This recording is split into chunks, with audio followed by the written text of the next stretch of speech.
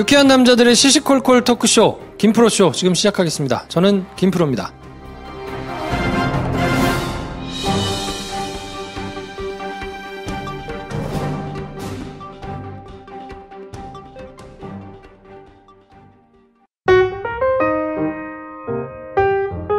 장편 영화를 준비하고 계신 배준현 감독님 나오셨습니다. 안녕하세요, 배준현입니다. 네, 한량 김선생 나오셨습니다. 안녕하세요, 주말입니다. 김선생입니다. 네, 저는 영화 좋아하는 김프로고요. 이번 주를 지나야 이제 큰 영화들이 조금씩 나올 것 같은데 네. 영화가 없어가지고 이번 달은 좀 애를 많이 먹고 있어요. 영화 비수기. 네. 안 들어 사람들이. 그렇죠. 네, 안 보는 영화는 해도 안 들어요. 그러니까요. 이 자리를 빌어 저희가 영화 팟캐 1위로서 나머지 영화 팟캐스트 진행자분들에게 심심한 위로의 말씀드립니다. 우리가 이렇게 힘든데 여러분들 얼마나 힘들겠어요. 다른 영화 팟캐들은요. 네. 이 시즌 영화 말고 옛날 큰 영화들 합니다. 그래? 걱정하지 마. 젠장. 알아서 할 일이지. 누가 누굴 걱정해. 거만 척함 해봤더니. 네. 네, 오늘 사연을 보내주신 분은 네. 40대 남자분인데, 네. 야, 이 40대 남자분한테 이런 종류의 사연이 오기가 쉬운가? 잘 모르겠어요. 여기는 사연을 읽은 다음에 심도 깊게 한번 이야기해 보도록 하죠. 40대 초반 김 선생께서 네. 사연 한번 읽어주세요. If you want a lover, I'll do anything you ask me to. 40대 초반 미혼 남성입니다. 얼마 전 모임에서 소개팅에 관한 이야기가 오고 갔습니다. 한 여성분이 최근에 했다는 소개팅 이야기를 했는데요. 그 와중에 이런 이야기가 오고 가네요. 소개팅에서 밥을 사면 식사 후에 커피는 누가 사느냐입니다. 전 당연히 밥을 남자가 사면 커피나 디저트는 여자가 사야 한다고 주장했고, 한 여성분은 아니 밥을 먹고 커피나 디저트를 계산하려고 할 때 남성분이 제가 살게요 라고 하면 더 호감이 생긴다고 합니다. 그 자리에 있던 다른 분들은 상대방 여성이 마음에 들면 둘 다 산다 등 여러 의견이 있었습니다. 전 식사를 남자가 샀다면 커피나 디저트를 남자가 계산하기 전에 여자분이 나서서 계산해야 하는 거 아닌가 싶은데요. 세 분의 생각은 어떤가요?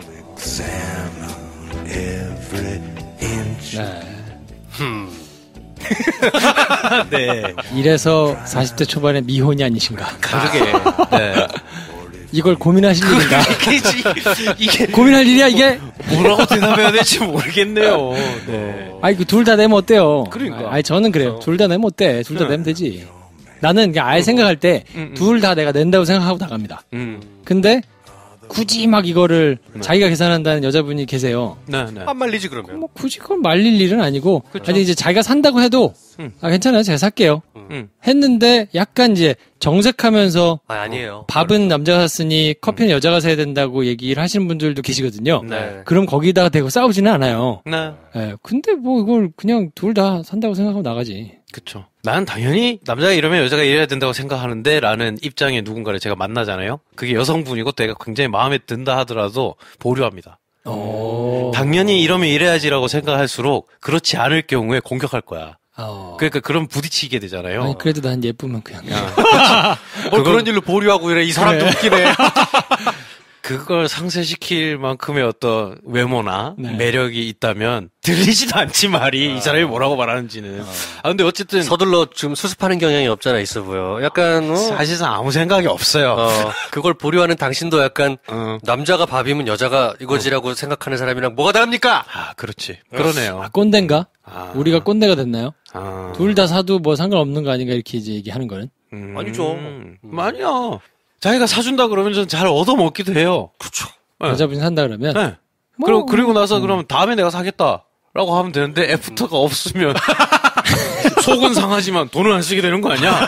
이렇게 유도리 있게 생각을 해야지. 뭐가 안 되면 뭐가 안 된다 이러면 이래야 된다고 생각하면 자꾸 피곤하죠. 룰만 생기는 거잖아. 본질은 그게 아닌데. 근데 확실히 둘 다 사면 호감이 생기나 봐요? 근데 그걸 가지고 호감이 생긴다고 하는 것도 좀 웃겨. 그러니까. 이상하잖아. 여기서 어떤 여성분은 호감이 밥을 생길 먹고 일이야? 그러니까. 남성분이 제가 살게요 그러면 더 호감이 생길 일이야? 팩트는 이거잖아. 살게요 했으면 오늘 돈을 많이 가지고 왔나? 혹은 돈 자랑을 하나? 이렇게 생각해야 되는 거 아닌가? 나 돈 안 쓰게 하니까 너무 좋은데? 이상하잖아. 돈 안 쓰게 해서 좋아하는 건가 싶기도 하고. 그러니까요. 그거 좀 이상한데? 네. 네. 그냥 그런 거랑 상관없이 그냥 누가 다 살 수도 있는 거고. 그렇죠.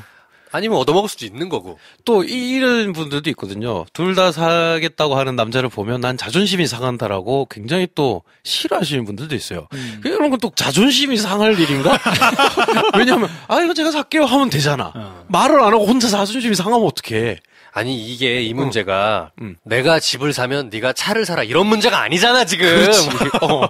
그런 큰 돈이 오가면 모를까. 그래, 나는 그것도 별로. 그래. 난 그것도 별로. 큰 자산이 서로 오고 갈 때는 그래. 그러면 서로 큰 돈 쓰는 거니까 합의해서 합시다. 괜찮죠. 그래. 합의는 근데 밥과 디저트 같은 경우는 민감하게 너무 이렇게 어느 정도 선까지입니까 그러면? 그게 이제 시작되는 시점의 금액이면. 그 서로 돈 쓰는 거에서 이렇게 그렇지. 예민해지는 게 네. 10만 원 이내라면은 누가 뭘 어떻게 하든 그때 상황에 맞게 괜찮다고 생각해요. 10만 원이 넘어가면 약간 예민해집니까? 심정적인 거지 그때. 그래. 심정적인 거야. 네. 똔똔이 맞아야 돼요? 10만 원이 넘어가면? 아니야. 기계적으로 그렇게 맞추진 않아요. 이렇게 대략 맞아야 돼? 금액이 액수가 맞을 필요는 없어요. 그냥 내가 A 하면 너도 B 하고 이런 정도면 괜찮아요. 네. 근데 그게 자연스럽게 이신저신 이렇게 주고받고 하지 않아? 근데 실제로 했다가 안 맞은 적도 있어요? 여기 안 맞아가지고 신경이 쓰인다. 그런 스타일. 내심이 있었죠. 어떤 경우? 처음에 한두 번 만났을 때는 괜찮아요. 예를 들어봐. 좀 그래. 구체적으로. 그래. 안 돼. 생각났잖아. 안 돼.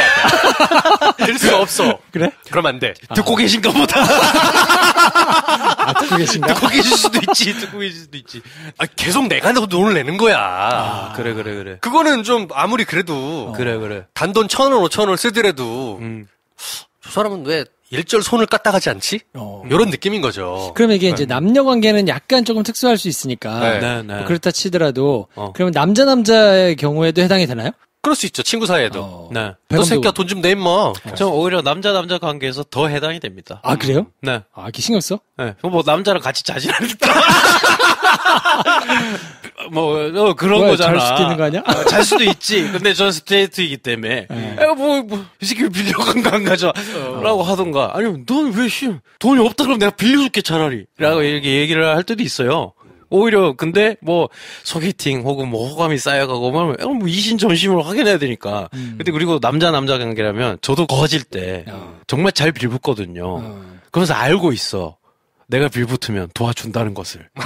그럼 내가 알아서 이제 나중에 돈이 생겼을 때 해줘야 돼. 근데 안 그런 경우에 이제 굉장히 의상하거든요. 그렇죠. 예. 그런 경우 뭐 사귀는 사이랑 또 조금 다르게 오히려 저는 남자 친구 아니면 선후 관계일 때 그거에 더 그냥 조금 더 신경이 쓰이는 느낌인 것 같아요. 저는 상당 시간을 신경 안 쓰는 것 같아요.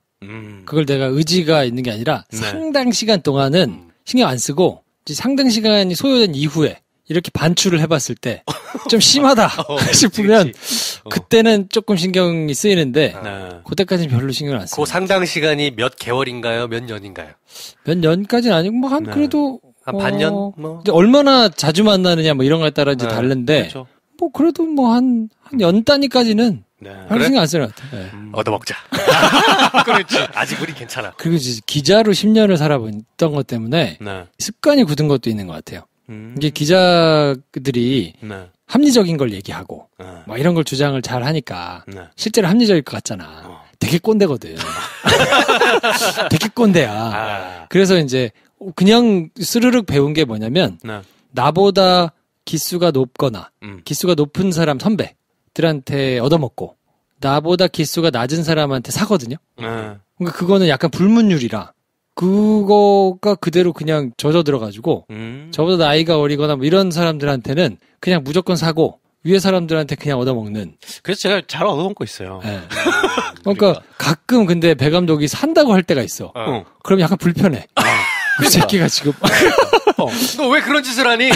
내가 한번 그래야 나중에 나는 편하거든. 계속 얻어먹어도 그런 게 있어요. 또 사고 싶은 마음이 들면은 나한테 전화해. 야 신박하다 이거. 나는 일체 불편하지 않으니까. 배 감독 알았지? 내가 이런 사람들은 거리를 둬요. 이렇게 균형이 맞춰지는 거지. 꼭 전화해? 네. 그러니까 이게 무슨 소용인가 싶은 거지. 근데 그게 있어요. 그 조직을 보면 조직의 특성상 기자들은 조금 이게 좀 심한 것 같아요. 그게 이제 전통이라 다른 매체들끼리 모여도 그러거든요, 대부분. 선배들이 사고. 네. 그러니까 이제 뭐 모여 있잖아요. 네. 뭐 이렇게 뭐 신문 기자, 뭐 이렇게 뭐 다른 회사가 다른 기자들이 모여 있어도 네. 제일 선배가 사. 독박 쓰는 날이야. 네. 그리고 후배들은 당연히 그냥 먹어요. 그리고 자기가 이제 올라가는 자리가 되면 무조건 사. 무조건 사 그냥. 계속 얻어먹었으니까 자기도 계속 사. 결국 똔똔이야. 그렇지. 네. 근데 따지지 않는데 간혹 보면 회사에 한두 명 정도는 따지시는 분이 있습니다. 그래서 선배가 이걸 다 사는 게 불합리하지 않냐라고 따지시는 분들이 회사당 한 명 정도씩은 있는 것 같아. 그분들은 인간관계가 협소해지시겠네요. 협소해지지. 근데 이제 공이 그런 분들이 공통적인 특징이 있어. 그걸 선배 때 얘기한다는 거지. 후배 때부터 따졌어야 될 거 아니야. 정말. 후배 때부터 이거 선배들이 이렇게 사는 건 문제 있는 것 같습니다. 그렇지, 차라리 그러니까. 난 우리는 이거 더치페이 한다고 생각합니다. 계속 이렇게 얘기했으면 합리적일 텐데.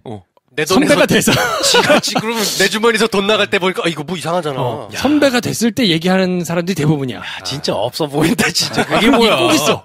꼭 있어. 회사당 한두 명씩 꼭 있어. 야, 대단하다. 그러니까 나처럼 김프로한테 형 제가 살게요라고 한 번씩 했으면 그럼 그게 나중에 명분이 될 텐데 전화도 그렇고 그러면 안 되지. 배 감독 전화하라고. 거리를 둡니다. 네. 언제든지 달려간다. 그래서 저는 사실 그게 이제 근데 합리적이지는 않은 것 같아요. 이게 일반적인 회사 생활을 할 때 막 그렇게 하지는 않잖아요, 또. 그렇죠. 네. 요즘 회사들은 그렇게 하네요. 네, 기자들은 약간 조금 특이한 문화여가지고. 근데 그게 있는 게 검찰이 약간 비슷한 것 같고. 검찰도 그냥 높은 사람이 다 사는 게 있는 것 같아요. 네. 그냥 그게 합리적인지는 모르겠어. 근데 그냥 조직 특성상 그런 것 같고. 근데 저는 이런 이제 사연을 보면 잘 이해나 공감이 잘 안 돼요. 민감하신 분들이 있긴 해요, 근데. 있긴 하죠. 네. 근데 그게 잘못되지는 않은 것 같긴 한데 잘 모르겠어요, 저는.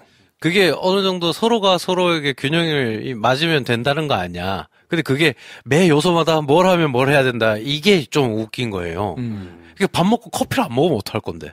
그렇지. 그러네. 그러니까 그거는 그러니까 그걸 그렇게 정해놓으면 이상하지. 술 먹었는데 이 작가에 가면 어떡해? 그러니까. 저는 이게 일상을 별로 재미없게 만드는 것 같아요. 그러니까 내가 밥 얻어 먹었으니까 의뢰이 커피는 사고. 그러니까 소개팅이 밥 먹고 커피인 거 아니야. 그렇잖아요. 그리고 극장 갔더니 콤보 먹는 거 아니야. 아니 오늘 네가 내고 다음은 극장에 가면 내가 낼게 하면 영화관을 2번 가는 건데 한 번 갈 영화관에서 의뢰이 영화표 누가 사고 콤보 누가 먹고 그게 데이터가 그냥 정해지는 거잖아요. 근데 이제 사귀는 사이라면 뭐 이런 걸 가지고 뭐 신경 쓰거나 싸우거나 이러면 이제 조금 얘기가 다를 것 같은데 요거는 이제 그것도 바로미터 중에 하나로 작용하지 않아요? 소개팅 상대가 얼마나 마음에 들었냐에 대한. 그렇죠. 그러니까 이 사람을 애프터를 할 거냐 말 거냐 뭐 이런 거를 따지는데 요런 스탠스 어떤 태도를 습관 내지는 뭐 요런 것도 좀 적용하지 않나요? 바로 그게 이겁니다, 저분이. 제가 살게요라고 손을 들면 왠지 더 호감이 가는 것 같아요. 그래. 이상하잖아. 그렇지. 이상하지. 네. 거기 호감, 그치. 근데 난 옛날에 소개팅 할 때, 그거 좀 신경 썼던 것 같아요. 제가 그냥 2개를 다 사는데, 그걸로 이렇게 문제가 조금 되잖아요. 저는 신경 쓰지 않기 때문에, 왜냐면 남자들은 대충 옷 깔끔하게 입고 나가지만, 여자들은 뭐 이렇게 치장하고 나오잖아. 신경 많이 쓰고 나오시죠. 그럼 만약에 뭐 미용실이라도 한번 갔다 왔으면 뭐 돈 들었을 것이 아니에요. 네. 그러니까 그냥 사도 된다 이거는 라고 생각을 하고 가기 때문에 근데 간혹 그런 분들이 있었어. 이제 제가 살게요 했는데 아니 제가 살게요 라고 이제 했을 때 괜찮아요 제가 살게요 한 번 더 해보거든. 그러면 에이 아니에요 라고 웃으면서 그냥 뭐 이렇게 제가 살게요 하면서 이렇게 사면 넘어갔는데 약간 정색하면서 그 문제를 가지고 뭔가 왜 이걸 남자들이 막 이런 얘기 하면 등 이슈 넘어가셔서 그러면 이제 애프터는 안 하는 거지. 네 알겠습니다. 그래. 애프터 안 했던 것 같아. 그래. 그럴 수 있지. 이거 확인할 수 있는 어떤 기준으로 될 것 같긴 해. 그래서 오히려 이걸 막 따지고 막 이렇게 하기 시작하면 그게 그럼 나도 약간 저기 하겠다 싶은 생각이 역으로 이런 경우도 생길 수 있어요. 남자분은 속으로 이걸 되게 민감하게 따지는 분이야. 남자가 사면 여자가 커피를 사야 되는 거 아니야? 속으로 생각을 해. 그게 중요한 사람이야. 근데 여자분이 너무 내 스타일이야. 근데 저분 돈이 잘 안 내. 그러니까 그렇다고 애프터를 안 하기는 그럴 수는 없는 여자분인 거야. 그래. 대부분의 남자들이 그럴 때는 이제 자기의 기준을 바꿉니다. 그렇지. 자기 기준을 바꾸지. 내 마음속에 이런 기준이 중요하지 않다고 살짝 자기를 속여요. 그렇죠.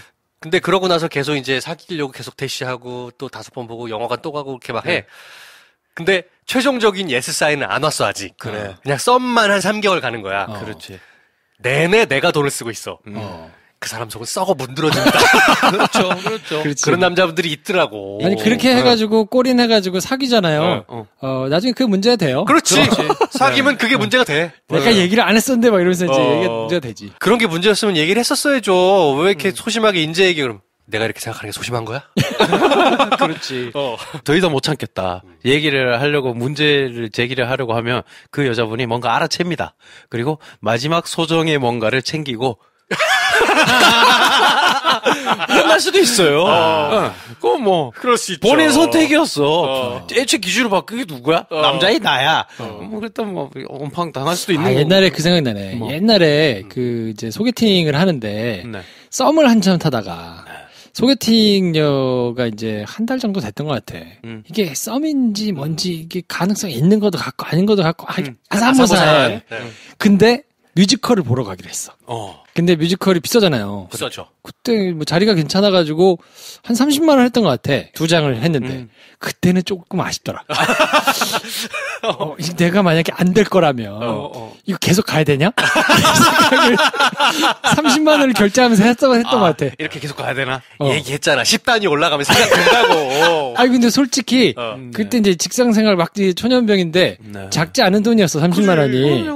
그래서 이거를 결제를 하면서 그래서 되게 창피하다. 그때 고백을 먼저 했어. 그래서 싫다고 하면 캔슬하려고? 아니 꼭 그런 건 아닌데 꼭 그런 건 아닌데 확인 한번 해보고 싶은 거야. 그래서 결국에는 거절했어 그쪽에서. 그래요? 그 캔슬했습니다. 그래서 그러니까 뮤지컬표 캔슬하게 되거든. 잘한 결정이었네. 그니까. 그래서 확인해보고 싶더라고. 내가 계속 가도 되냐? 30인데. 그렇지. 그래. 그래서 이게 얘기를 했더니 그쪽에서 아니라고 하더라고. 그 뭐 좋은 오빠로 지내자 이거 딱 아니라고 하더라고. 확실하게 그냥. 명분이 생겼잖아요. 그렇죠. 그래서 알겠다. 그리고 취소했지. 그래. 바로 잘했네. 티켓 예매 사이트에 로그인합니다. 그렇죠. 캔슬. 그랬던 기억은 있네요. 그때 캔슬을 하지 않고 딴 애한테 표가 남는다고 같이 가지고 막 했어야지. 그런 생각은 안 했구나. 그런 썸녀는 다른 썸녀는 없었구나. 아니 내가 또 이게 진행 중일 때 이렇게 아예 하진 돌리지 않거든. 않아요. 아예 없어요. 두탕 뛰지 않아. 하나 깔끔하게 끝나고 그 다음에 항상 다시 시작하는. 그랬구나. 근데 끝나고 다시 시작할 때까지 약간 텀이 있어요 항상. 그래서 그거 쓸 수가 없는 티켓이야. 옵션이 없었구나. 그냥. 그렇지. 그냥 깔끔하게 취소했지. 그리고 속으로 잘했다고 생각했던 것 같아. 그럼 잘했지. 얘랑은 뮤지컬 봤어도 그렇지. 안 됐을 거다. 그래서 30인데. 그래. 약간 비슷한 경험인데 저도 소개팅 또는 이렇게 썸 비슷할 때 무슨 항목인지 기억이 안 나요. 근데 뭐 돈 몇십 불 정도를 써야 되는 상황이 생긴 거야. 저는 케이스가 다른 게 좀 잘 될 것 같은 상황으로 계속 흘러가는 거예요. 그러니까 이 돈을 써야 되는 상황인 거야. 그래서 결제를 일시불 해서 3개월로 바꾼 적이 있습니다. 그럴 때 있죠. 그럴 수 있죠. 직장 초년병인데 그럴 수 있어. 그리고 내가 생각이 났어 지금. 불길한 징조를 느꼈던 것 같아. 안 될 수도 있겠다. 이거 계속 해야 되나? 그래서 약간 그거를 좀 바로미터로 썼던 것 같아. 그렇구나. 요거를 내가 얘기해가지고. 만약에 그랬다면, 김프로는 저걸 확인하지 않았다면은, 여자분은 배 감독에 의한 소정의 무언가가 뮤지컬은 보고 갔겠지. 그럼요. 뮤지컬까지였는데. 이럴 수도 있는 거고. 그건 뭐 모르는 거지만, 뭐 그럴 수도 있다. 어쨌든 다들 본인의 선택이 만나는 결과다. 그렇죠. 누가 강요하진 않아요. 그럼요. 그냥 내 안에서 모순이 충돌할 뿐이지. 그렇죠. 근데 이분이 뭐 20대 초반 뭐 내지는 이제 20대 후반에 뭐 직장인 초년생입니다. 뭐 이러면서 이제 사연을 주셨다면 그 정도는 이제 조금 귀여울 것 같은데 충분히 해야죠. 40대 초반 미혼이시면 이거는 기준을 바꾸셔야 될 것 같아요. 그러니까 이걸 지금 기준이라고 정해가지고 막 이렇게 해야 되지 않나요? 아니에요. 지금 그런 게 어디 있어. 문제야 그런 게. 너무 협소해집니다. 그러면 그런 룰과 규칙과 자기의 어떤 생각 이거네. 이상이 높고 생각이 많고 이상한 고집이 있어. 안 돼. 못해 그럼. 소개팅 영예로 또 그 얘기가 나와서 말인데 저희 그 짜파게티 방송 햇반 방송을 듣고 네. 요리 영애가 너무 귀여우셨나봐요. 제 지인 중에 한 분이 네. 그분 남자친구가 있냐 만나는 사람 없는 것 같다 했더니 소개팅을 해줄까 하는데 어떤 스타일의 남자를 좋아하냐 네. 누구 하나 염두에 둔 사람이 있다는 거예요. 그래서 네. 조지 클루니 좋아한다고. 그랬더니 그래서 깔끔하게 포기하시더라고요. 그렇죠. 네. 이분 눈은 또 이상은 높습니다. 이상은 꼭 생각이 굉장히 높아요. 뚝심. 네. 저희 삼각형이거든요. 네. 지금 이분도 지금 그런 상태다. 자, 아무튼 이분 비누 보내드릴 테니까 내 입으로 올인원 파워바로 쓰시고 나가셔서 좀 사세요. 그래요. 사시고 난 다음에 이제 잘 되면 큰 문제 가지고 고민할 수 있습니다. 지금 너무 이렇게 성급하게 요것부터 고민하기 시작하시면 소탐 대실할 수 있으니까. 그렇죠. 큰 거를 조금 보시고 가시면 좋겠습니다. 자, 김프로쇼 도와주시는 분들입니다. 온 가족이 함께 바르는 영양 보습 크림, 아이스크림 크림 드디어 튜브형이 출시됐으니까요. 많이들 몰려가셔가지고 구매도 해주시고 인증도 해주시고 하면 좋겠습니다. 틴에서 사주십시오. 네. 샤워 후 사랑받는 남자가 됩시다. 향수 비누 헤이브로 올인원 파워바. 품격 있는 고객 중심 컨설팅 올바른 보험 올보넷. 네, 저희는 광고 듣고 김용민 시사평론가 모시고 2부에서 찾아뵙겠습니다.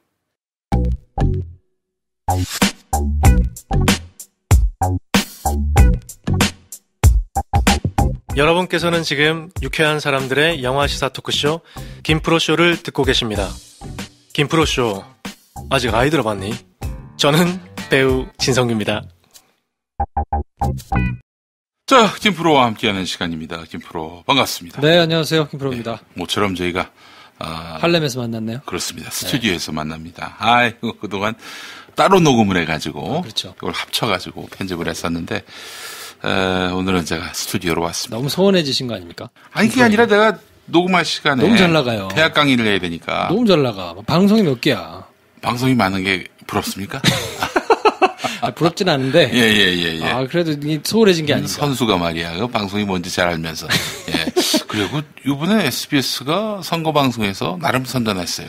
그렇죠. 예. 예, 그리고 월드컵도 잘하고 있고. 본인이 볼까? SBS는 기본적으로 민간 방송인데 네.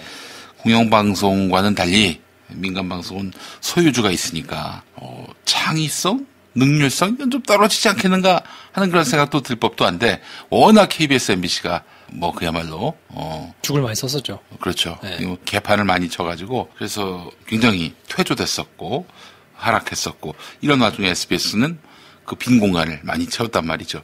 근데 그것만이 아니더라고요. 지금 같이 방송하고 있는 권혜리 기자. 그 양반 얘기로는 소유와 경영이 분리된 이후에 SBS에서 이른바 윤세영 회장 일가는 경영에서 손을 뗐단 말이죠. 그게 이제 선언적인 의미가 아니겠느냐. 실질적이라고 하더라고요. 처음엔 그렇게 걱정을 했었는데 얘기를 들어보니까 실제로 전혀 관여 안 하고 알아서 하도록 보도 조직도 알아서 하고 제작도 알아서 이렇게 지금 돼가지고 사실은 이제 기자들 입장에서는 그걸 가장 원하거든요. MBC가 한창 강점을 보였던 때도 그게 가능했기 때문에 MBC가 그때 가능했던 것이 이제 기자들하고 데스크 사이에 어떤 그 신뢰가 형성됐고 그러니까 그렇죠. 정말 어떤 직장이라기보다는 거의 공동체적인 믿음도 있고 국민의 신임도 있었고 그러니까 보도가 생동감이 있었는데 그렇죠. 지금은 이제 신뢰도 무너지고 또 무엇보다도 사실은 7년의 공백이 있었고 10년을 지나면서 이제 10년을 꽉 채워서 그런 건 아니지만 MB 때부터 쭉 시작돼가지고 나중에 박근혜 정권 가서는 거의 정점을 찍었었으니까 그때는 사실 지상파 3사 공이 어디 하나 할 거 없이 외압이나 이런 거에 많이 시달렸기 때문에 근데 그게 지금은 이제 없어지기는 했는데 그래도 그동안 뭔가 맨파워가 많이 약해져 있는 MBC, KBS는 하려고 해도 조금 이제 좀 부족한 상황이고 게다가 MBC는 그 좌파 기자들 쫓아낸다고 대체 인력을 잔뜩 뽑았어요. 그렇죠. 이를테면은 증권사에 있었던 사람이 갑자기 방송사로 온다든지 이런 일들이 있었는데 그래서 일을 시킬 사람이 없다는 거예요. 막상 최승호 사장 들어서고 보도 책임자 임명되고 보도국을 가동하려고 보니까 기사도 제대로 못 쓰는 사람들로 그야말로 수두룩하고요. 그래서 지금 한 6개월 정도 이제 지났는데 조금씩 좋아지고 있다고는 하더라고요. 조금씩 좋아지는 걸로는 이건 사실 MBC가 시간이 좀 걸리겠죠. 부활할 수가 없죠. 그래서 네. 지금 매우 위급한 상황이고 그래서 이번에 또 보도국장이 바뀌었어요. 앵커도 바꾼다고 하는데 네. 그 방송 기자 출신으로 MBC 뉴스에 뭐 조언하고 싶은 거 없어요? 지금 뭐 제가 잘해야죠. 저는 제 걱정을 해야지. 제가 지금 신세 좋게 MBC 걱정을 할 때가 아닌데 아니 그래도 이제 MBC를 한때 저도 그랬고 MBC를 굉장히 좋아했고 네. 이 공영방송으로서 패기가 있었거든요. 예. 그만한 실력도 됐었고 그렇습니다. 근데 이제 그게 확 무너졌다가 이제 시간이 걸릴 수밖에 없는 일이니까 10년 동안 무너졌던 게 하루아침에 그냥 확 돌아올 수 있을 리가 만무하잖아요. 네. 그러니까 좀 기대를 가지고 긴 호흡으로 조금 지켜보면 좋겠다는 생각은 좀 있어요. 왜냐하면 그 안에 있는 멤버들이 나름대로 이제 열심히 막 하려고 노력을 지금 하고 있는 사람들은 분명히 있으니까 제자리를 잡아가는데 조금 시간이 걸릴 거고 뭐 SBS는 말씀하신 대로 이제 그런 거에서 조금 소유주가 있었기 때문에 외압이나 이런 게 제도적으로 좀 불가능한 측면이 있어서 상대적으로 덜 그랬는데 이제 그것도 완전히 좋아졌으니까 지상파가 영향력이 많이 약해지기는 했지만 그래도 아직 가지고 있는 파워가 뭐 없다고는 못 하거든요. 그렇습니다. 그러니까 그 기자들이 좀 잘 이렇게 해주면 역할을 잘 해주면 좋지 않겠나 싶은 생각이 좀 들고. 알겠습니다. 자, 그러니까 MBC의 그 교훈 또 SBS의 교훈을 종합해 보면은 이렇습니다. 방송사가 민주주의의 구조화에만 너무 힘쓰다가 정작 큰 걸 놓칠 수 있겠다. SBS 같이 뭐 자본이 많고 그러한 조직은 사실 1인의 지배력이 맹위를 떨칠 수 있는데 그 소유와 경영을 분리함으로써 소유만 하는 거죠. 윤세영 일가는. 그렇죠. 경영은 이제 일선 전문가들에게 맡기고요. 그럼으로써 능률성과 자본으로부터의 어떤 간섭을 배제하는 이런 모든 것들이 다 고루 갖춰져야 된다. 국민 TV에 있으면서 이 능률은 완전히 배제를 한 탓에 그게 참 아쉽더라고요. 참 고생 많이 하셨었는데. 이제 리더십도 안 서고 뭐 지속 가능한 발전도 되지 못했고 그런 점이 좀 많이 아쉬웠습니다. 그래서 앞으로 어떤 미디어 운동이 있어서는 저는 리더십도 매우 중요하다. 리더십이 능률성을 만들어낸다. 이런 생각이 들고요. 뭐 진짜 조직 자체를 민주적으로 시민단체처럼 운영하면은 이 언론사는 운영될 수가 없다. 그렇죠. 그게 이제 오늘 얘기할 주제하고도 조금 맞닿아 있긴 한데 양날의 검이라고 하잖아요. 그렇습니다. 칼은 잘 들수록 사실은 좋기는 해요. 그러니까 최대한 그 안에서 효율적으로 잘 움직일 수 있도록 해야 되는데 그렇게 효율성을 극대화하다 보면 그 칼자루를 잡는 사람이 누구냐에 따라서 정말 어마어마한 재앙이 될 수도 있거든요. 그렇습니다. 그러니까 이제 언론으로 치자 그러면 황우석 박사가 그렇게 무너지리라고는 아무도 생각을 못 했었잖아요. 그렇습니다. 그리고 그게 MBC라는 조직의 특성이 뒷받침을 해주지 않았다면 그게 사실은 불가능한 보도였기 때문에 뭐 그런 전례만 보더라도 이걸 어떻게 사용하느냐 결국은 이제 운영을 사람이 하는 거기 때문에 리더에 있는 사람이 어떤 가치관과 철학을 가졌느냐가 사실 굉장히 중요한 한 축이라서 그거를 배제하고 시스템만 잘 만들어놨다고 이제 될 수는 없는 거라 다행히 지금은 이제 뭐 문재인 대통령을 비롯해서 그런 거에 대한 철학이나 가치 이런 걸 지켜야 된다는 생각이 공고하기 때문에 그게 사회 전반에 이제 영향을 미칠 거거든요. 이제 회복하는 데는 시간이 좀 걸릴 수 있겠는데, 그래도 어쨌든 이렇게 회복한 거를 각자 역할을 맡은 사람들이 좀 잘 고수할 수 있으면 좋겠다는 생각이 좀 있죠. 알겠습니다. 하여간 뭐 SBS의 사례를 보고 MBC의 사례를 봤는데 이 개인의 선의 이것이 모아지면은 집단적 선의가 되느냐 그렇지 않다. 이 점을 확실하게 알면서 리더는 구성원들의 선의만 믿고 갔다가는 큰 코 다친다. 라는 점을 또 확인하게 됩니다. 자, 오늘 관련한 이야기를 한다고 하셨는데 아무래도 검경 수사권 조정에 관한 이번 내용이겠죠? 주에 이제 서초동에서 가장 큰 이슈는 검경 수사권에 관련된 이야기니까요. 핵심만 얘기하면 뭐 다른 뉴스들에서 이제 이미 다 보셨겠습니다만 예전에는 경찰이 모든 사건에 대해서 다 전부 다 일일이 검찰의 지휘를 이제 받아야 했는데 그게 송치라고 하죠. 경찰에서 검찰로 사건을 넘기기 전에는 경찰이 간섭을 좀 덜 받게 그렇게 이제 내용이 바뀌었거든요. 이게 굉장히 큰 의미를 갖거든요. 뭐 이게 그렇게까지 크겠나 싶은 생각을 이제 하실 수도 있는데 이게 사실은 2011년에 수사권 조정이 있었어요. 아, 그때 있었어요? 뭐 수사권 조정은 이제 계속 뭐 이렇게 하면서 심심찮게 보셨던 게 뭐 경찰 총수하고 검찰총장하고 뭐 폭탄주를 마셨다더라. 뭐 만나가지고 이렇게 얘기를 했다면 누가 사표를 썼다더라. 뭐 이런 얘기가 이제 나왔는데 어려우니까 관심 안 갖고 지나가신 적이 많을 텐데 2011년에도 사실 수사권 조정이 한 번 있었거든요. 근데 그때 나온 게 뭐 그때도 이제 호들갑을 많이 떨었는데 결과적으로 놓고 보자 그러면 검찰 맘대로 할 수 있도록 뭐 똑같이 큰 틀에서 보면 그렇게 뭐 크게 변함없이 지나왔거든요. 근데 이번은 이게 수직적 관계라고 하잖아요. 검찰이 경찰을 완전히 다 장악하고 뭐 수족을 부리듯이 맘대로 할 수 있었던 게 상당 부분 조금 깨진 면이 있어요. 네. 그래서 이게 경찰들은 지금 표정 관리를 조금 하고 있을 거고 그래서 인터뷰 보면 꽤 상당 부분 좋은 것도 있지만 아직 모자란 게 있다. 뭐 이러면서 이제 인터뷰를 하는 것들이 많이 나오고요. 그렇죠. 검찰은 인터뷰 자체를 안 해요.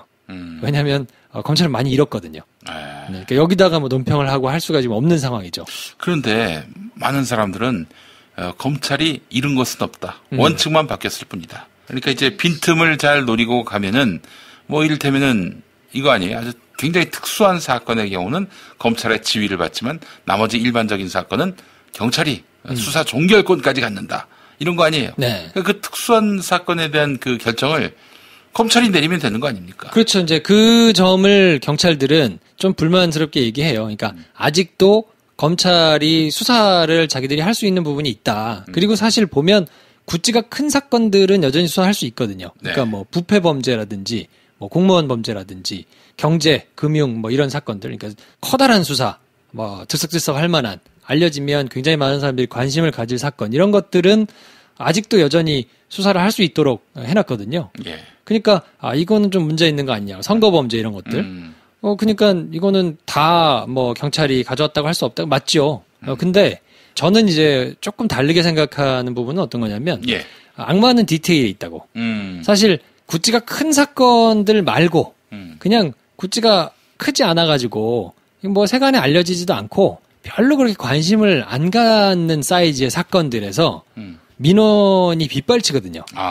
사실은 그런 민원이 먹힐 때 힘이 더 집중되거나 생기거나 뭐 이런 게 사실은 좀 있거든요. 그러니까 뭐 하다못해 김프로라는 이제 아주 거물급 정치인이 있는데 자기 건너 아는 누군가를 좀 이렇게 잘 봐줘야 되는데 뭐 전혀 유명한 사람이 아니어가지고 그거 좀 이렇게 잘 좀 해주시죠 라고 얘기를 했을 때 옛날에는 검찰에다만 그냥 얘기하면 알아서 그냥 짝짝짝 정리가 되는 상황인데 마치 김재원이가 자기 아는 사람 음주운전 좀 구약식으로 해달라. 그렇죠. 그런 게 굉장히 많은, 굉장히 많은 그런 재량권을 이제 가지고 있었는데 지금은 그게 제도적으로 그렇게 했다가 바깥으로 알려질 수 있는 제도적인 장치들이 좀 막 생겨났다고 조금 보시면 돼요. 그래서 이제 아무래도 그러면 신경이 쓰일 수밖에 없을 텐데, 그러니까 모든 게 완벽하게 변했고 경찰과 검찰이 동등한 위치에서 상호 협력을 하는 관계가 됐다고 보기는 사실 좀 어려운 측면이 있죠. 왜냐하면 영장을 청구할 수 있는 권한은 여전히 그거는 이제 헌법을 바꿔야 되는 상황이니까 그거는 독점적으로 검사가 가지고 있고 송치하기 전에 있는 사건들에 대해서는 뭐 종결할 수 있는 권한까지 가지고 있지만 여전히 검찰이 자기들이 큰 사건은 직접적으로 수사를 할 수도 있고 하니까 이걸 완전히 좀 하기는 어렵다라고 경찰이 얘기는 하지만 한편으로 좋아하는 거는 아까 말씀드린 그런 디테일. 디테일들에 있어서는 확실히 바뀌었거든요. 그래서 이거를 이제 어떻게 바꿔줬냐면 검찰로 사건을 넘기기 전에는 내가 그냥 다 알아서 할 수 있는 거예요.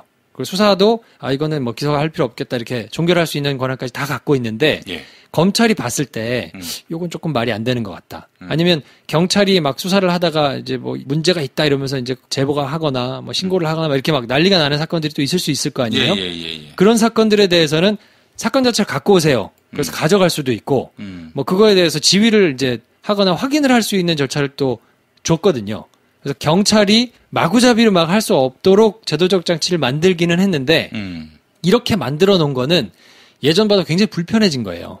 옛날에는 알아서 다 검찰에 가져와가지고 허락을 받고 뭐 지휘를 받아야 됐던 것들이 지금은 이렇게 잘못됐을 경우에만 확인할 수 있도록 번거롭게 바꿔놨으니까 검찰 입장에서는 굉장히 마뜩잖죠.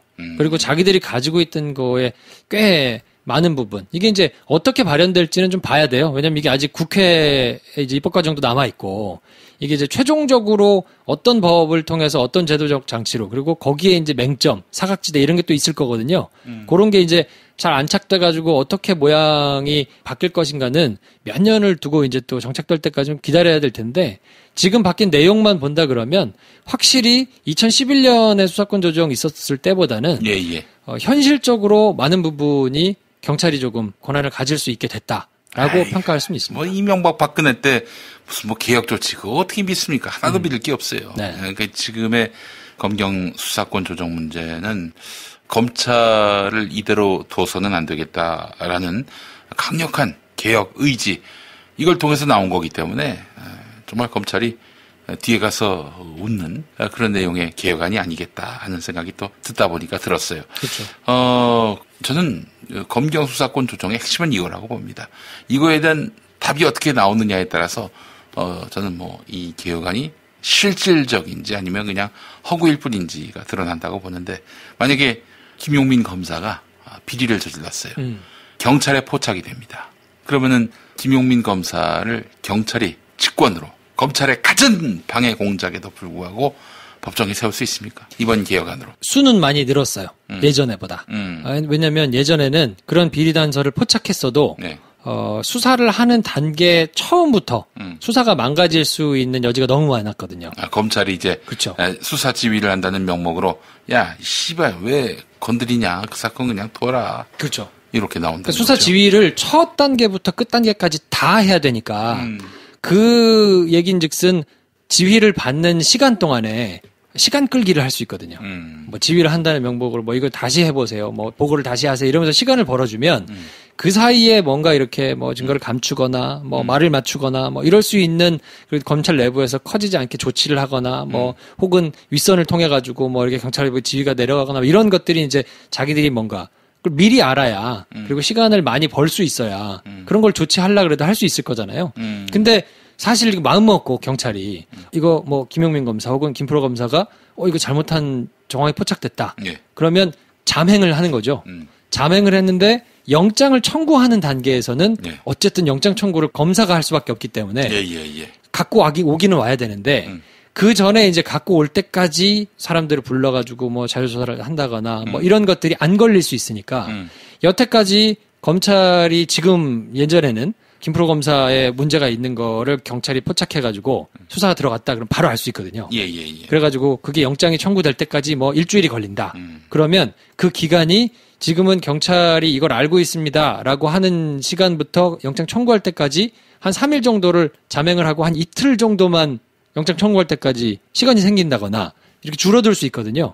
그러면 그 사이에 일단 증거인멸하거나 말을 맞추거나 이럴 수 있는 물리적인 시간이 줄어들기 때문에 그렇게 해놓고 뭐 언론 플레이를 한다거나 뭐 이런 방식으로 이제 경찰이 뭔가를 도모해 볼 수 있는 게 생겼기는 하기 때문에 근데 이게 완전히 쉬운 방법은 아니어서 경찰이나 다른 조직이 영장을 청구할 수 있는 권한이 생기는 것이 저는 전국적으로는 방법이라고 보거든요. 그래야 아니 아무것도 모르고 있다 그냥 턱 어느 날 들어와가지고 막 압수수색 해가고 뭐 이래야 사실은 제대로 된 비리 혐의나 이런 것들이 밝혀질 수 있잖아요. 근데 지금은 어쨌든 검찰에서 영장을 청구할 수 있기 때문에 법원에서 발부될 때까지 그 시간은 어쨌든 버는 상황이니까 그 이전에 준비할 수 있는 상황이 옛날보다는 줄어들기는 했지만 완전한 의미에서 좋아졌다고 보기는 좀 어려워도 옛날보다는 훨씬 불편해진 거는 맞죠. 그 이제 경찰이 수사하는 과정에서 검찰의 부당한 간섭이 있으면 이걸 언론에 흘리면은 그럴 수도 있고 검찰 좆되는 거 아니에요? 그렇죠. 네. 그러니까 굉장히 불편해졌어요. 그러니까 만약에 작정하고 옛날처럼 찍어 누르는 거는 많이 불편해졌기 때문에 근데 그게 완전히 해소되지는 않았어요. 그래서 얼마든지 이제 기술적으로 이 수사를 무마할 수 있는 길은 있다. 왜냐하면 영장을 청구한다는 내용은 그 영장에 들어가는 범죄 혐의나 뭐 이런 것들을 다 받아본다는 얘기거든요. 그렇죠. 그럼 이게 어느 구석에서 어떻게 해야 되겠다라는 거를 다 보여주는 거기 때문에 그 검사 비리인 경우에는 어쨌든 다 지금 수사하는 내용을 알려주는 셈이 되니까 그 전에는 자명으로 수사를 할 수 있다 하더라도 여전히 좀 문턱이 있기는 하지만 그거는 이제 뭐 공수처라든지 다른 조직에서 또 헌법을 바꿔가지고 검사만 청구할 수 있는 게 아니라 그 영장을 청구할 수 있는 주체가 이제 따로 하나 더 생기는 게 결국에는 해결되는 문제인데 뭐 그래도 어쨌든 예전보다는 진일보를 한 게 뭐 부인할 수는 없죠. 그렇다면은 고위공직자 비리수사처, 이른바 공수처까지 들어오게 되면은 그야말로 독립적으로 검사를 수사할 수 있는 그런 기구 아니겠어요? 저는 이제 그렇게 좀 짜게 줘야 된다고 봐요. 여러 그러면은 군데로. 경찰에다가 수사권 상당 부분을 넘겨주면서 아울러 공수처도 둬야 한다. 저는 네, 수사기관이 수사 주체가 나눠져 있는 것이 바람직하다고 봅니다. 그게 이제 뭐 효율 면에서 문제가 있을 수 있고 결국에는 세금인데 그게 뭐 되겠느냐 이렇게 얘기하는 게 많은데 글쎄요, 저는 그렇게 나눠져 가지고 서로 견제를 하는 게 권력을 가진 사람이 조심할 수 있는 제도적인 장치가 되기 때문에 네. 괜찮지 않나 싶은 생각이 들고요. 문재인 정부도 그런 방향으로 나가고 있는 거죠. 그렇죠. 예. 그거에 대한 필요를 가지고 있는 거고 대통령 본인이 그거에 대한 굉장히 강력한 의지를 가지고 있고 네. 그거의 메커니즘을 꿰뚫고 있기 때문에 검찰이 옛날처럼 적당히 뭐 적당한 이런저런 이제 명분을 들이대면서 장난질을 할 수가 없는 거죠. 왜냐하면 그러기엔 너무 똑똑해 대통령이. 네. 똑똑할 뿐더러 또 한번 당해봤지 않습니까? 아, 그럼요. 네. 아울러 또 지금 대통령에게 힘이 잔뜩 실려 있는 상황이고 아울러 과거처럼 검찰을 쉴드 쳐줄 문재인 대통령을 흔들 수 있는 그런 언론 권력이 모두 사라졌고 또 의회 기반도 사라진 상태고 그러면은 뭐 이 방향대로 가겠네요. 게다가 또 이제 결국 이번 그 수사권 조정안이 국회 의결을 거쳐야 하는 건데 국회에서 만약 이걸 부결시킨다? 그러면 또 이 정치적 책임을 어마어마하게 또 져야 한단 말이죠. 이제 시간이 가면 갈수록 총선이 가까워지는데 예. 총선이 가까워지는 타이밍에 뭔가 그렇게 분탕질을 하는 모습을 보인다 그러면 정치적으로도 자기들이 유리할 게 없기 때문에 제가 보기에는 이 문재인 정부에서 검찰 개혁에 대한 강한 의지를 가지고 있고 그 로드맵이 상당 부분 볼 때 그렇게 나쁘다거나 아니면 이거는 하면 좀 걱정스러운데 이렇지는 않다고 보여서 저는 시도해 보는 것 자체는 뭐 의미가 있다. 물론 이제 새로운 제도를 도입해가지고 그거를 이제 정착시키는 데까지는 많은 시행착오가 있을 수밖에 없는데 그거는 뭐 감수를 해야죠. 네. 알겠습니다. 자, 그렇다면은 혹시 지방선거 국회의원 재보선에서 대승할 것은 몇 달 전부터 예견됐던 바고. 네. 그러니까 혹시 수사권 조정 발표를 이 시기로 미룬 것은 아닌지.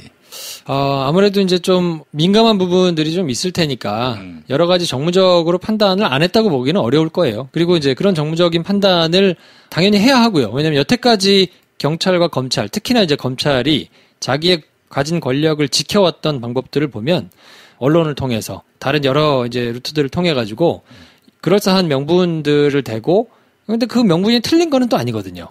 그리고 이제 예전부터 누누이 말씀드렸지만 60년 전에 경찰이 자기가 가진 권력을 무소불위로 막 이제 휘둘렀던 아픈 역사가 있기 때문에 그거를 방지하려고 경찰에 가진 이런 권한들을 상당 부분 이제 검찰에서 통제할 수 있는 권한을 준 거란 말이에요. 근데 이제 그거를 가지고 60년을 오면서 이제 시대의 변화에 따라서 괴물이 된 거니까.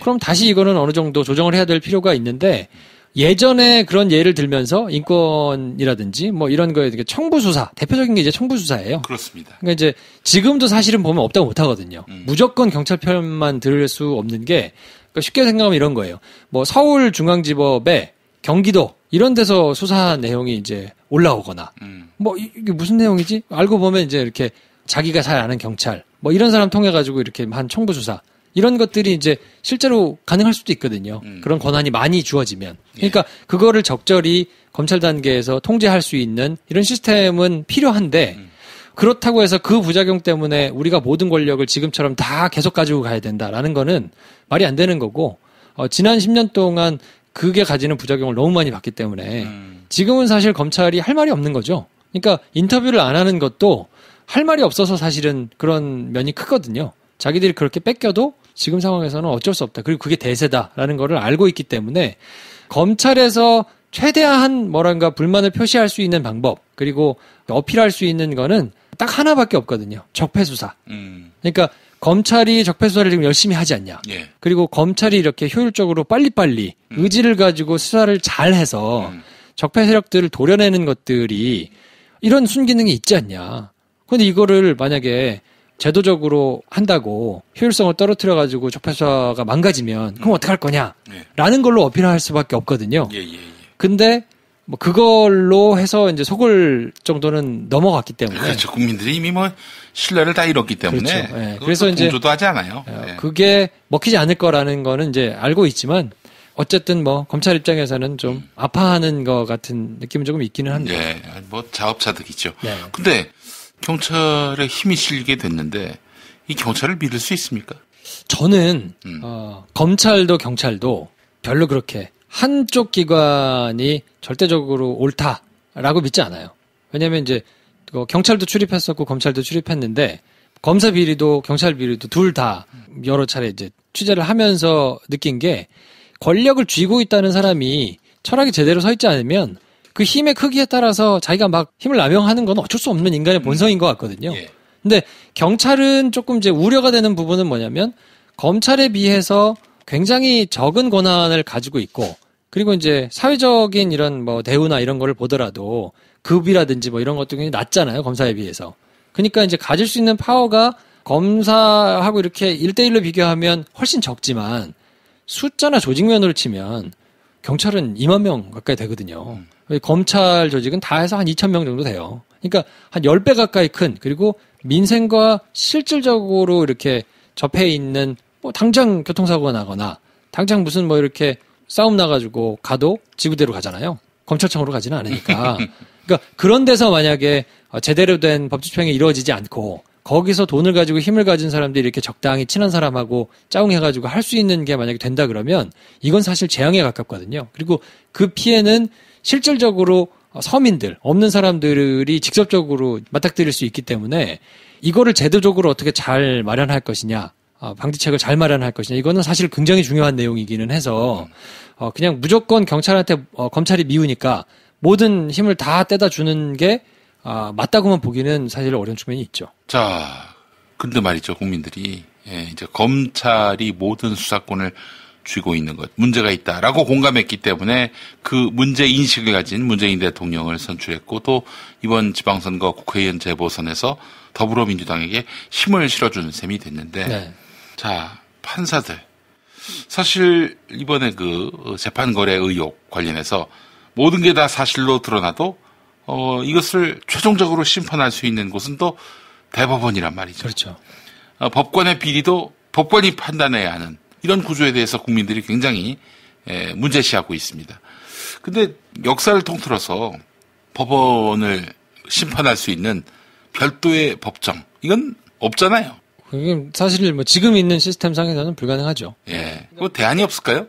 어떤 분이 이제 댓글에 달아놓은 거를 보니까 제가 이제 몇 주 동안 대법원장 관련해서 뭐 이렇게 얘기한 게 좀 답답함을 많이 느꼈나 봐요. 그래서 도대체 뭐 하는데 판사들 변호만 해주고 뭐 도대체 있어야 될 시스템을 모르는 것 같다 이제라고 이제 얘기하시는 분들도 계시던데 간단치 않은 문제거든요. 왜냐하면 역사적으로 봤을 때 옛날에는 왕이 다 기소도 하고 그러니까 이제 이 사람 잘못했는데 또 처벌받아야 되겠다 데리고 와가지고 막 니 죄를 네가 알렸다 해서 권장도 치고 너 몇 년형 막 해가지고 막 사형도 시키고 마음대로 막 했었단 말이에요. 근데 이제 사람이 그렇게 절대적인 권한을 갖는 게 말이 안 된다라고 하니까 강제 수사나 사람의 신체를 강제할 수 있는 권한을 국가기관한테 줘가지고 그리고 또 그거를 기소와 재판하는 거를 또 분리해가 수사와 이제 재판을 분리해가지고 각각의 조직을 만들어서 지금까지 온 게 사실은 이제 사법제도이기 때문에 그거를 판사들이 잘못했다 그래서 별도의 조직을 만들어가지고 그럼 또 재판을 하면 그럼 그 사람들이 잘못하는 건 어떡하나요? 뭐 이런 문제가 생기기 때문에 이제 끝나지 않는 문제인 것 같고 참 답답함이 있어요. 그러니까 이거는 사실 그래서 권력을 따로 떼주고 상당 부분 예우를 해주고 하는 게 있는 거거든요. 법률가의 양심이라는 거에 있어서. 근데 직권남용으로 어쨌든 수사를 받게 될 텐데 그러면 중간에 누군가가 양심 선언을 하고 내가 사실은 이러이러 해가지고 잘못한 거에 동조했었다라는 게 나오면 대대적으로 다 처벌받거나 이런 경우도 이제 생길 수는 있는데 그럴 가능성이 크지 않다는 게 많이 답답한 상황인 거죠. 예. 특별검사가 있듯이 특별판사 뭐 이런 걸 두어서 판사의 범죄는 특별판사가 다루도록 하는 거. 사실 검사의 비리는 뭐 공수처든지 경찰이든지 다른 기관에서 수사할 수 있지만은 법원의 비리는 뭐 어디서 수사하든 결국 법원이 판결을 내려야 하는 건데 그런 법원을 과연 믿을 수 있겠는가 하는 생각이 들고요. 그러니까 이번에 제가 아쉬운 것도 어쨌든 자기들이 이제 대상이 됐단 말이에요. 수사를 받아야 되는 대상이 됐으면 그거를 굉장히 엄하게 원칙대로 그렇게 그냥 처리를 했으면 좋지 않았을까 싶은데 여러 가지 뭐 정무적인 거나 이런 걸 따져가지고 그냥 수사에 협조하겠다 이렇게 나온 것이 시사하고 있는 바가 사실 분명히 있는 거거든요. 예, 예. 근데 뭐 그게 이제 법원의 권위나 뭐 여러 가지 측면에서 그렇게 판단을 했겠지만 그렇게 의지를 천명하고 했어도 사실은 이제 법리적으로 쉽지 않은 내용인데 네. 이렇게 미지근하게 하고 어차피 지금 대상이 되는 사람들은 자기들이 잘못했다고 얘기하겠습니까? 네. 그건 뭐 잘못 아니고 원래 떳떳하다고 이제 얘기를 할 텐데 그러면 이게 어쨌든 사람들 여론에 의해서는 굉장히 불명예스러운 사람들로 남을 것이고 그것이 가지는 추후에 방지 효과나 뭐 이런 것들이 있기는 하겠지만 그걸로는 여전히 모자란 게 아닌가 싶은 생각이 좀 들죠. 그렇지만 그거를 그러면 뒤집을 수 있는 현실적인 방법이 있는가 잘 안 보이는 게 매우 답답하기는 하고 네. 그래도 어쨌든 저는 한 명이라도 중간에 양심 선언을 하거나 네. 뭐 이런 게 문제다라고 들고 일어서는 판사가 좀 있어야 되는 거 아닌가. 뭐 그렇게 크지 않은 확률이지만 뭐 그런 좀 양심 선언을 하는 정말 양심을 가진 법관이 좀 있어줬으면 하는 좀 바람은 가지고 있습니다. 예. 지난주에 실망의 뜻을 표시했는데 김명수 대법원장 그래도 이 재판거래 의혹 진실을 다 규명할 것이다. 이렇게 아직도 기대합니까? 아니면은 좀 기대가 꺾였어요? 그거는 좀 지켜봐야죠. 지금부터가 이제 시작인 것 같아요. 네. 왜냐하면 여태까지는 양승태 대법원장까지만 하더라도 아름아름 보고도 받고 뭔가 영향력을 미치려고 이제 많이 했다는 것이 정설이란 말이에요. 그게 이제 뭐 물증으로 드러난 거는 없지만 신경을 많이 썼다는 거잖아요.